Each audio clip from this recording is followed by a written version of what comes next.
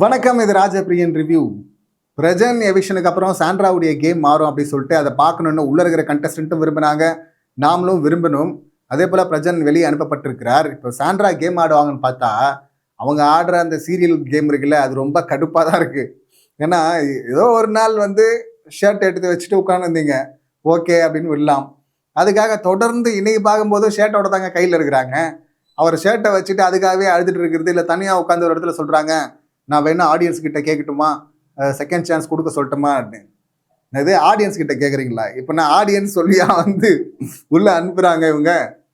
Audience சொன்னால் எப்போ உள்ளே போயிருக்கேன், இது மாதிரி யாருன்னா மாதிரி அனுப்பிச்சிருக்காங்களா என்ன? வெளியே எடுக்கிறதே ஆடியன்ஸோட முடிவா அப்படின்னு தெரியாமல் முடிச்சுட்டு இருக்கோம் நம்ம. இதில் வேற வந்து இவங்க கேட்குறாங்களாமா ஆடியன்ஸ் கிட்ட, கேட்கட்டுமா அப்படின்லாம் வேற. உள்ள இந்த சீசனில் அதாவது என்ன சொல்கிறது, ஒரு படத்தில் விஜய் சேதுபதி படம் தான், இங்கே பசுபதி வந்து ஐயோ எங்கேருந்துடா கூப்பிட்டு வந்தீங்க இவனை அப்படின்னு சொல்லிட்டு, சுகர் பேஷண்ட்ரா நான் அப்படின்னு உட்காருவார்ல, அந்த மாதிரி தான் இருக்குது லவ் கண்டென்ட் எல்லாமே. ஏற்கனவே இருக்கிற லவ் கண்டென்ட்டை பார்க்க முடியலன்னா இவங்க வேற திரும்ப வந்து இந்த ஹஸ்பண்டு அப்படின்னு சொல்லிட்டு ஆரம்பிச்சுட்டு இருக்காங்க. இது இப்படி அடுத்து ப்ரொமோவாக கூட ஒன்று வந்திருக்கு, அந்த கான்வர்சேஷன் பார்த்தோம். அது வந்து ஏற்கனவே சொன்னதை தான் திரும்ப இன்னும் ஸ்ட்ராங்காக சொல்கிறாங்க.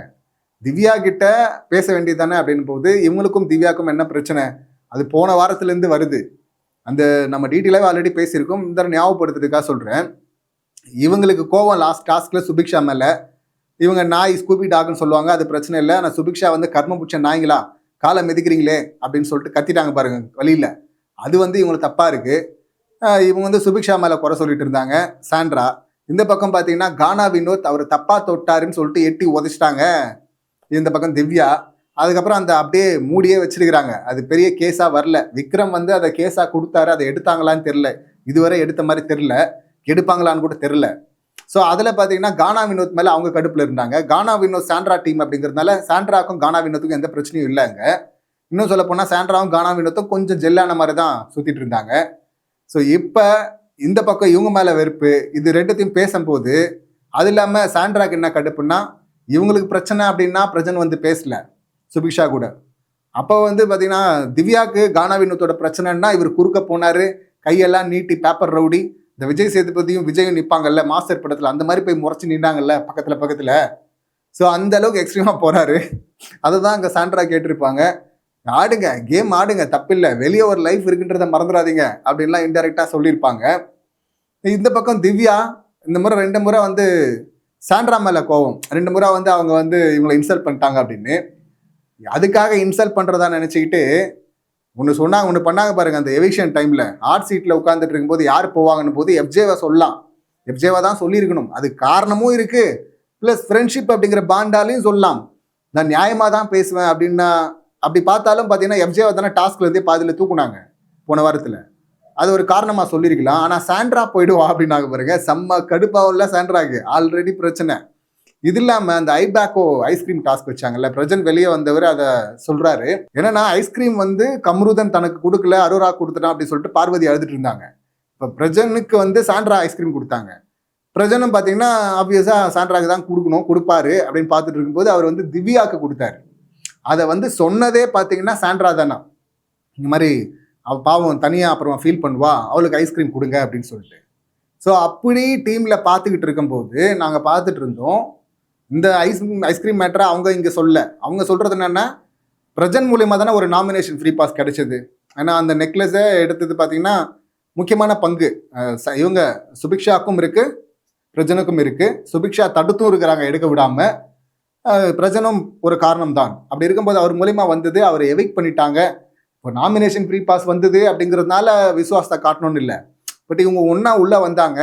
வினோத்துக்கும் இவங்களுக்குமான பிரச்சனையை இவங்க யாருக்கிட்டையுமே ஷேர் பண்ணல, பிரஜன்கிட்ட தான் சொன்னாங்க. அப்படி இருக்கும்போது அந்த டாஸ்க் ஃபுல்லாக திவ்யா சாப்பிடல, திவ்யா சோகமாக இருக்கா, திவ்யா கோவமாக இருக்கா அப்படின்னு சொல்லிட்டு திவ்யா திவ்யா திவ்யான்னு பேசிட்டு இருந்தாரு. ஆனால் இவன் வந்து என்ன பண்ணிட்டு இருக்கா, எவிக்ட் ஆனதுக்கு வந்து ஒன்றும் ஃபீலே பண்ணல. பார்வதி வந்து அங்கே சொல்கிறாங்க, இல்லை அங்கே நீ எவிக்ட் ஆகி அழும்போது, அங்கே அவரை எவிக்ட் ஆகி அழும்போது நீ அழுதுட்டு இருந்தல, அப்போ வந்து சொன்னாங்களே அவங்களும் லைட்டாக அழுத மாதிரி இருந்துச்சு அப்படின்னும் போது, அது நான் அழுக்க பார்த்தோன்னா அதை பார்த்து யார் வேணால் அழுவாங்க, அதெல்லாம் கணக்கு கிடையாது அப்படின்றாங்க.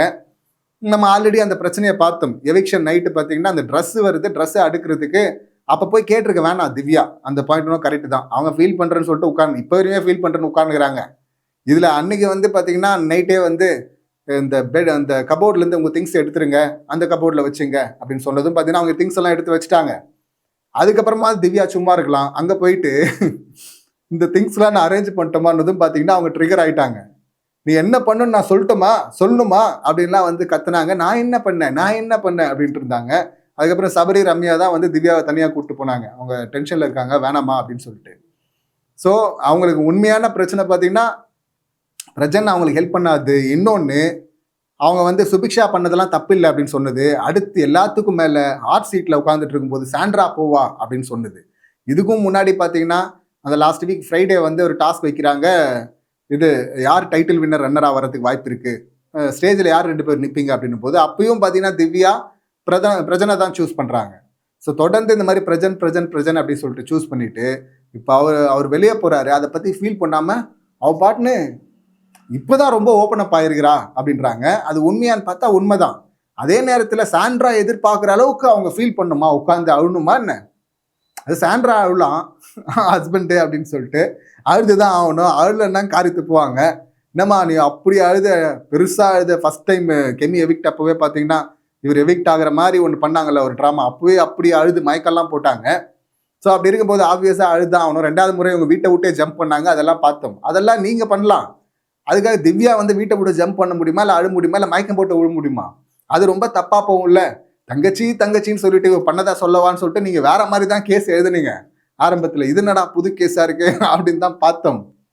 இப்போ வந்து சொல்கிறாங்க அதை பற்றி குற்ற உணர்வே இல்லாமல் அவள் பாட்டுன்னு ரொம்ப ஓப்பன் அப் ஆவரா, ஜாலியாக இருக்கிறா அப்படின்லாம் சொல்லிட்டு இருக்காங்க. இதை நேற்றும் சொன்னாங்க, முந்தின நாளும் சொன்னாங்க, திரும்பவும் பார்த்தீங்கன்னா இது தொடர்ந்து வாரம் ஃபுல்லாக ரெஜிஸ்டர் பண்ணிகிட்டே இருக்கிறாங்க. அதனால வந்து எனக்கு விருப்பம் கிடையாது பேசுறதுக்குன்னு. விருப்பம் இல்லைன்னு கூட போகலாம். பட் அவங்க மேலே இப்போ வினோத் மேலே திவ்யா எழுதுன மாதிரி வந்த ஒரு அலிகேஷன் இருக்குல்ல, அந்த மாதிரி ஒரு அலிகேஷன் இவங்க எழுதாமல் இருந்தால் சரி அப்படின்னு தான் சொல்லணும். அது தேவையில்லாத வேலை. அது சாண்ட்ரா பார்க்குறது, பேசாமல் இருக்கிறது அப்படிங்கிறது வேற. அன்னைக்கு நைட்டே வந்து கபோர்டை கொடுன்னு கேட்குறான்னா அப்போ நான் போகணும்னு நான் ஆசைப்பட்டிருக்கா அப்படின்றாங்க. சாண்ட்ரா வெளியே போகணும், பிரஜன் உள்ளே இருக்கணும் அப்படின்னு சொல்லிட்டு ஆசைப்பட்டு என்ன பண்ண போகிறாங்க? அப்பா இறந்த மாதம் சொல்லிட்டு தனியாக போய் அழுதுட்டு இருந்தாங்கல்ல, அப்போ வந்து ஃபஸ்ட் டைமாக வந்து அதான் முதல் முறையாக முட்டுருந்து சாண்ட்ராக்கும் திவ்யாக்கும். நான் வந்து என்ன சுச்சுவேஷன் இருக்குன்னு நீங்கள் காமெடி பண்ணிருக்கீங்க, சிரிக்கிற மாதிரி பண்ணுங்க, ஊரே சிரிக்கிற மாதிரி பண்ணாதீங்க அப்படின்லாம் சொல்லிட்டு இருந்தாங்க. ஸோ அதான் ஃபஸ்ட்டு சம்பவம். அப்பயே சொன்னேன் இவங்க 2 பேருக்கு ஃபைட் வந்தால் செமையாக இருக்கும் அப்படின்னு. இப்போ ஃபைட்டு வந்து பிரிஞ்சிருக்கிறாங்க. ஆனால் இன்னும் எதிரில் நின்று சண்டை போடல. அப்படி எதிரில் நிற்கும் போது தான் தெரியும் யார் பெரிய ஆள், அடிச்சு காட்டுங்க சீக்கிரம் அப்படின்னு தான் சொல்லணும். ஆனால் இப்படி இதை சொல்லும் போதே பார்த்தீங்கன்னா அவங்க அழுகுறாங்க. சாண்ட்ரா வந்து கொஞ்சம் கூட ஒரு நன்றியே இல்லை, நன்றி கெட்ட ஜென்மமாக இருக்கா, இவங்களாம் என்ன மனுஷங்கன்றாங்க, மனுஷியே கிடையாது அப்படின்ற லெவலில் வந்து வார்த்தையை விட்டுட்டு இருக்காங்க. ஏற்கனவே அந்த ஜெயிலுக்கு போகும்போதே பார்த்தீங்கன்னா இவங்க கூட நின்று வார்த்தையை அந்த பக்கம் விட்டாங்க. யாருக்கு பால் ஊற்ற போகிறான், அவன் கால் கிட்ட எடுத்துகிட்டு போய் பாலை வச்சுட்டு இருக்கிறான் அப்படின்லாம் சொல்லியிருந்தாங்க. இந்த பக்கம் பைத்தியம்ண்டாங்க. இன்னும் நிறைய இருக்குது. சைக்கோன்னு சொன்னது, கிழவின்னு சொன்னது, இந்த மாதிரி நிறைய இருக்குது. ஸ்கூபி டாக் அப்படின்னு சொல்லிட்டு இவங்க சுபிக்ஷாவை சொன்னது, நிறைய கேஸ் இருக்குது வார்த்தையை விடுறது. அதில் இந்த லெவலில் இது வார்த்தையை விடுறது அப்படிங்கிறத தாண்டி இந்த லெவலில் கொஞ்சம் மட்டமாக பேசுகிற மாதிரி இருக்குல்ல. இவ்வளோ தூரம் வேணாம், வார்த்தையில் கொஞ்சம் கண்ட்ரோல் இருந்தால் கரெக்டாக இருக்கும். அவங்க ஒரு கேம் தனியாக போயிட்டாங்க, கேம் வர்றாங்கன்னா நீங்கள் கேமில் ஃபோக்கஸ் பண்ணலாம். அதை விட்டு இந்த லெவலுக்கு இறங்கி ரெஜிஸ்டர் பண்ணிட்டு இருக்கிறாங்க. அப்படி ஒன்றா ஒட்டி இருந்தவங்க இப்படி பிரிஞ்சிருக்கிறாங்க. என்னென்னா இப்படி பிரிஞ்சிருக்கிறது கூட ஓகே தான், இவங்க கேம் ஆடுறதெல்லாம் சில இடங்களில் நான் கரெக்டாக பாயிண்ட் பேசுகிறாங்க. அந்த பார்வதி கம்ருதன் இஷ்யூவில் அவங்க ஸ்டாண்டு கரெக்டாக தான் இருந்துச்சு. சாண்ட்ரா ஸ்டாண்டு இந்த ஷர்ட்டை தூக்கி உள்ள இந்த கபோர்டில் போட்டு கேம் ஆட ஆரம்பித்தா சிறப்பாக தான் இருக்கும். ஆடுறாங்களா அப்படின்னு சொல்லிட்டு வெயிட் பண்ணி பார்ப்போம். இந்த சம்பவங்களை நீங்கள் எப்படி பார்க்குறீங்க, உங்கள் கருத்துக்கள் என்ன அப்படிங்கிறது கமெண்ட் பண்ணுங்கள். மீண்டும் அடுத்த வீடியோவில் சந்திக்கலாம். நன்றி, வணக்கம்.